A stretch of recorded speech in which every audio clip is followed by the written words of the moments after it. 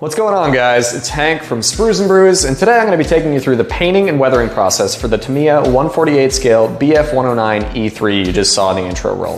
So if that sounds good to you, grab yourself a beverage, get cozy, let's check it out.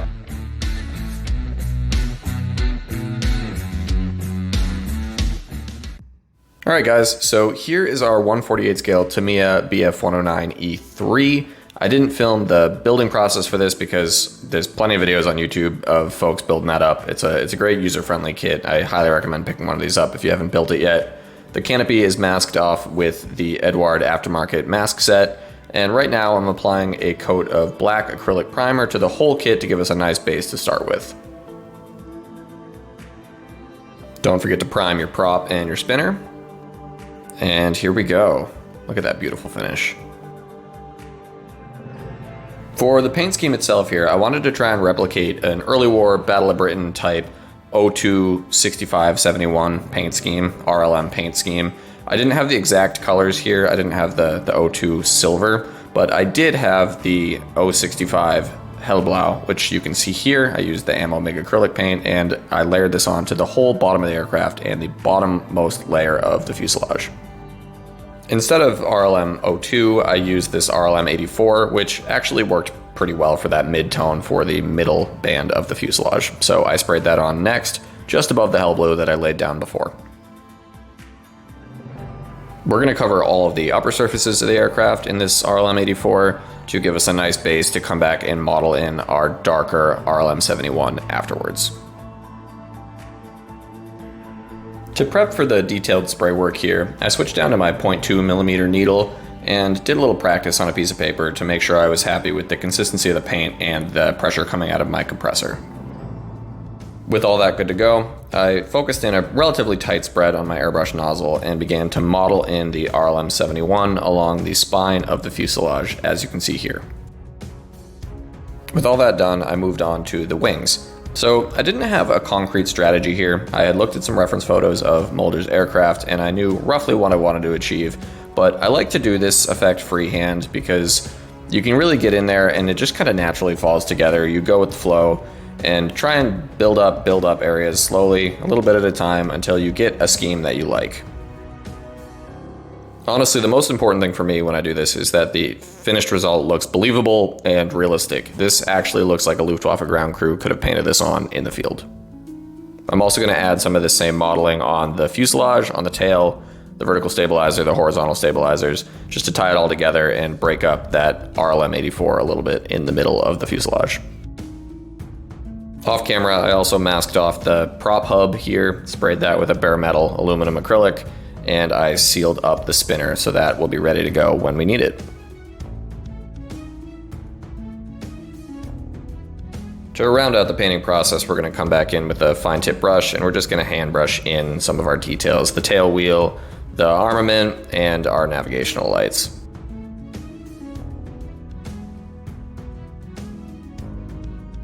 To prep for decal work, I've sprayed the entire model with a coat of AK Interactive gauzy agent and let that cure overnight. Here I'm applying a little bit of micro set, and then I'm just going to slide the water slip decals right onto the surface here.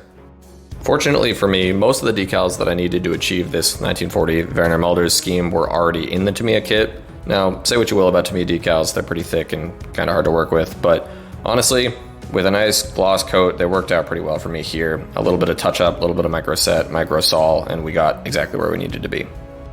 I was trying to achieve a very specific timeline with this vehicle between June 3rd and June 5th of 1940. On May 27th of that year, he shot down his 20th aircraft of the war and achieved his Knight's Cross. And on June 5th, he was actually shot down in this particular aircraft. So here I used some old markings from another Tamiya kit and rattled off 23 victory bars here. So this would have put us right at June 3rd of 1940, and I applied those to the tail section of the aircraft. Also, we obviously can't forget our JG53 Ace of Spades emblem here, so I borrowed that from an old Hobby Boss kit that I had kicking around. As I just mentioned, Tamiya decals can be a little difficult, so liberal use of microsol here to make sure that those really sink into the panel lines. With our decals dry and another coat of gauzy agent on there, it was time to move on to weathering. So I'm using a flurry wash here and a relatively wide brush and just gooping this on the upper surfaces of the wings. I like to do this in sections so I can still handle the aircraft and not make a mess. We're gonna let that dry, takes about 10 minutes or so. Get a wet, slightly wet, damp paper towel, and we're gonna wipe off the excess here, going with the motion of airflow. I'm relatively new to using these flurry washes. They're clay-based, and honestly, I really love them because they're super user-friendly. It's not a caustic material that's gonna eat into your enamel layers. And look at that, it's so satisfying to just wipe that off there and see the clay stay behind in the panel lines. It's this awesome artificial shadow. I love it, I think it looks just great.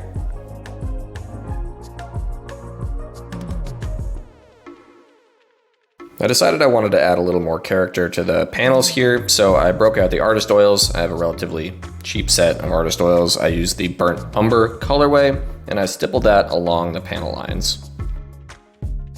Next, I took a Q-tip, dipped that in a little bit of enamel thinner, and wiped most of the thinner off, and then gently started to blend in that oil into the panels and the surrounding sections of the wing. I love this kind of ruddy brown, greasy effect, and honestly, I just think it adds a lot of character and depth to your finished product. I repeated that exact same process on the fuselage as well.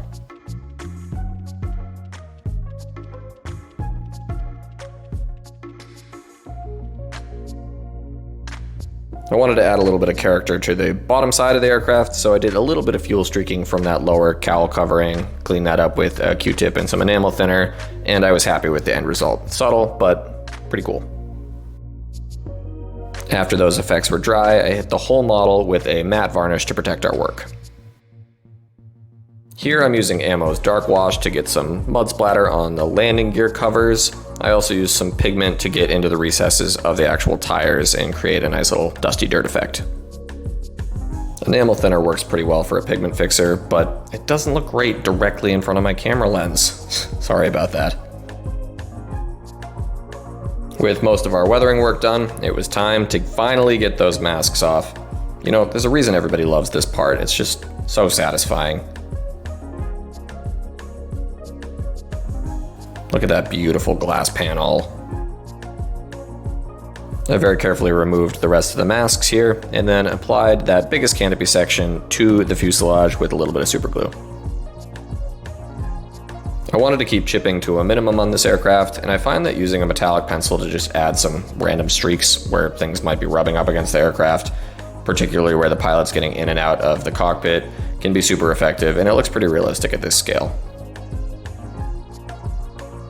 I also used the metallic pencil to accentuate our armament here and the leading edges of the prop. I think this is a great way to weather your propellers, and super simple, looks great.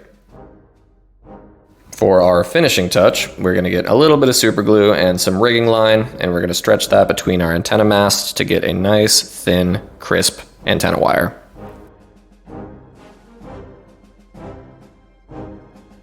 And that, my friends, is our finished Tamiya Bf-109E-3 in 1/48 scale. This is done up as Werner Mölders' mount from June of 1940. Super happy with how this one came out.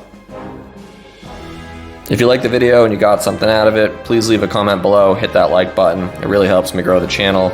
And stick around to the end here. I've got some pictures of this kit in situ with my Werner Mölders figure. Really helps bring this model to life. But until next time, guys, thanks for watching. Be well, happy building. Cheers.